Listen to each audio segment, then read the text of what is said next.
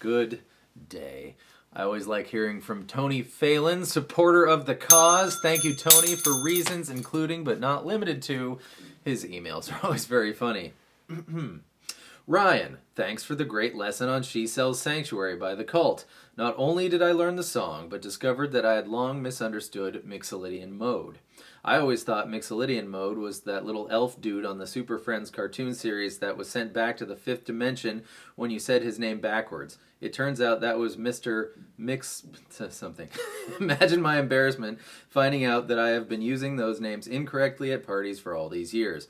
I was going to request One Thing by Finger 11, but I was thinking the 11th finger may make this song unplayable by someone with only 10 fingers. Additionally, I would imagine there is something really complex music theory involved in making Mixolydian mode seem really easy. I struggle with basic D chords and could not imagine playing an F-flat, minor 34th Nickelodeon mode chordy thing. So, how about Maggie's Farm by Rage Against the Machine? Sure thing, Tony!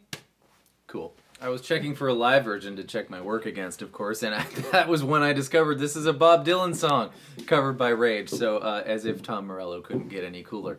The first thing you have to do is really weird. You gotta tune your E string all the way down to B.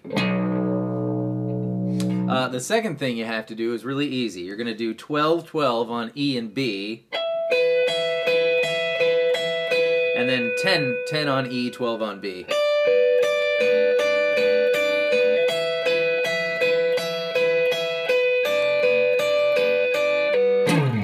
And then we get into it. It's... Excuse my jangly string there. If you know, maybe, I don't think Tom Morello ever plays a 7-string guitar, in which case the lower string would be B.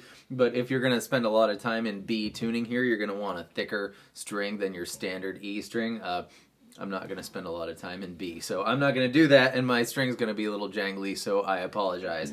Open, open, 3 open, 3 open, 5. Watch my right hand. This is Tom Morello is all about the right hand.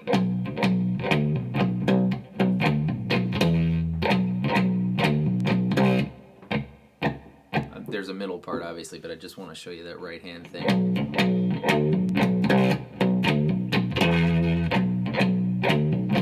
And then the fill is open and 2 on A, open D, 2 open, and then we'll still call it E, 5, 3, so. And the whole thing together.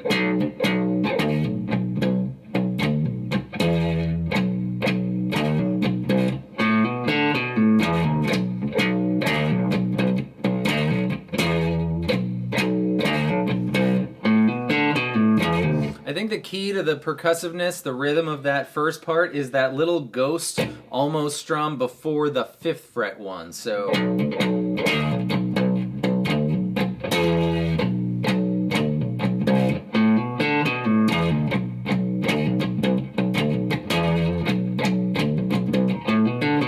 Whoops. Yeah, so it's like a muted thing. I don't know why I'm locking onto that, but I think that's really cool.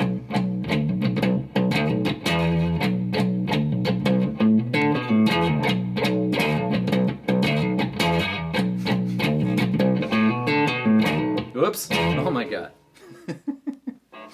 Let's move on. And then the verse, of course, is just the intro without the fill, so...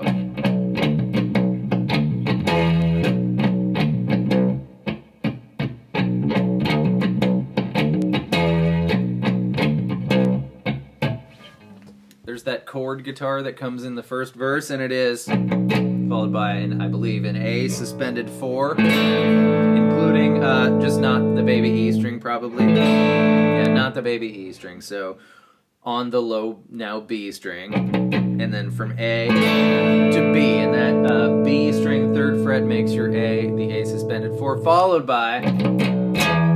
Now this is really interesting because what used to be our power chord shape is now an octave chord shape. This is 2 E's, right? B, C, D, E, and regular old grandma always brings crappy deviled eggs, E there on the 7th fret of the A string. So, and then that guy takes a nap.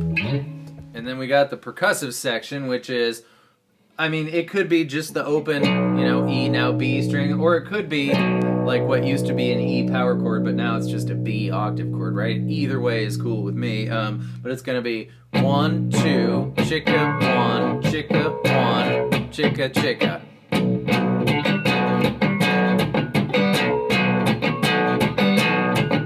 I kind of just like the one string better. I don't know for sure, but I think just the one note is better. 1, 2, chicka, 1, chicka, 1, chicka, chicka.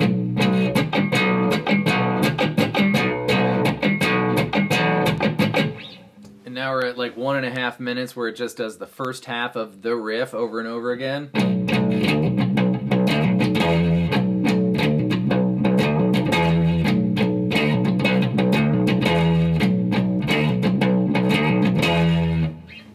Followed by either an A,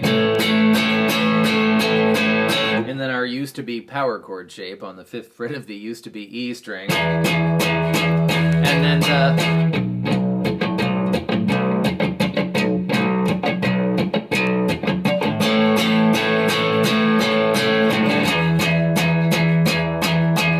that's kind of a trip that's an octave chord. This A could be the same used to be power chord shape, now octave shape on the 10th and 12th frets. Whether or not that's right, I like that better, but you do whichever one you like better. I feel like that doesn't have enough meat in it from what I hear in the recording.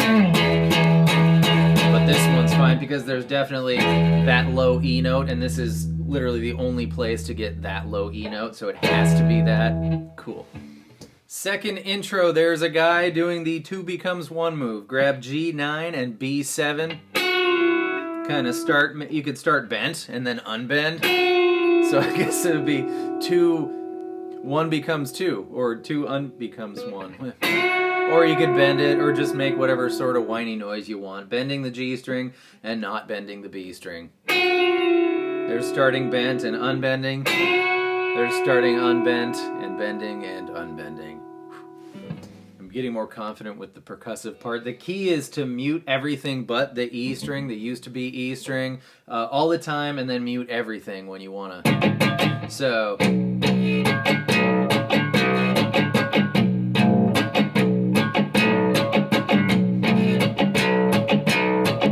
you're just moving your whatever fingers you're using up that 1/4 inch to mute it also. Yeah.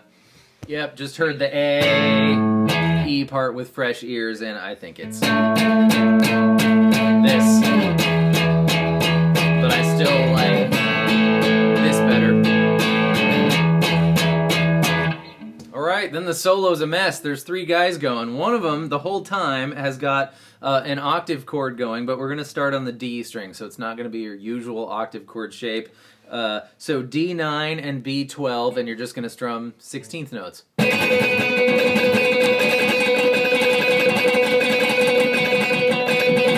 The whole time. Then there's the guy that sounds like seagulls, and we clearly cannot accomplish this with the equipment at hand, but you could, to sort of get close to it, you grab your G string and bend it a half step, and then another one comes in, right? So it's a studio overdub, but it'd be the same thing on the D string 11th fret. Or it could, it could be a slide. Could be a slide. Which you also can't do with just one body. But yeah, do any of that you like. I'm so good at slide. And then there's the super wacky high up in the register guy, and it could be 2, again, going at once. So you go low B, and then G, you can either bend it or slide it and return from 14 to 16. So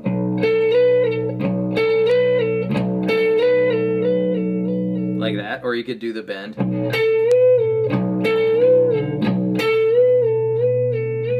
And then there's either a super high octave of that, which would be 17 on E and 19.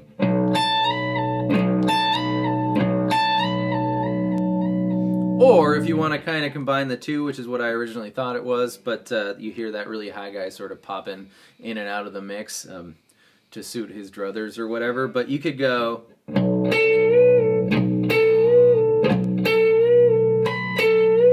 throw that really high note in there. That seems more Tom Morello-esque to me, and certainly more fun. Or you could do the slide.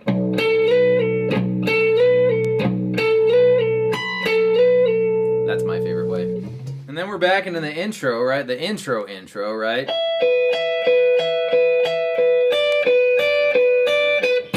But it's punctuated by that, which is super, super percussive strum down, and then land on your used-to-be power chord shape, now octave shape on the 5th and 7th frets. Of course, you can't do both, though.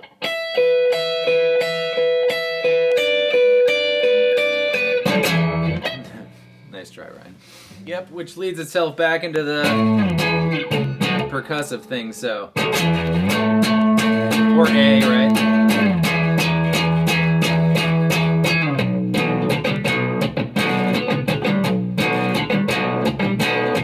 Yeah, see, I think it's just the single string, but I was just giving that a shot.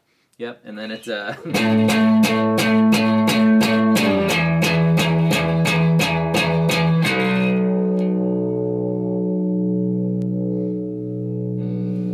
we get to hear the guitar by itself finally, and now I think after all that talking about it being just one string, it seems a little thick, and maybe, just maybe, Tom is going...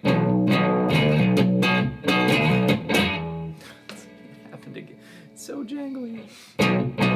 Right, with our pointer finger on A2 while you're doing at least the down here portion of the intro riff.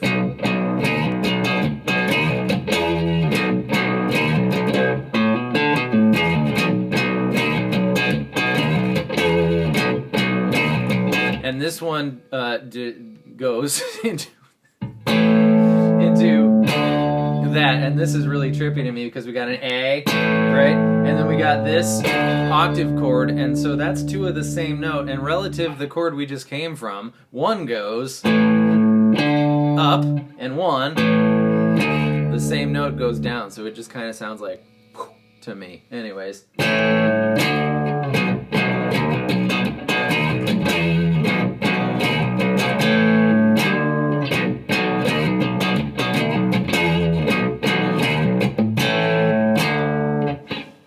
And that languid part that started with just the guitar continues on to the end, and the seagull guy joins, like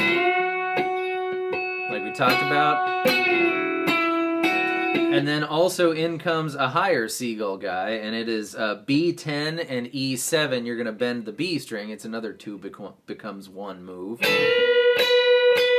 Or becomes.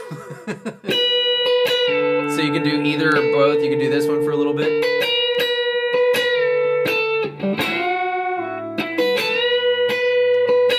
Just try to be as noisy and as creepy as you possibly can with that section.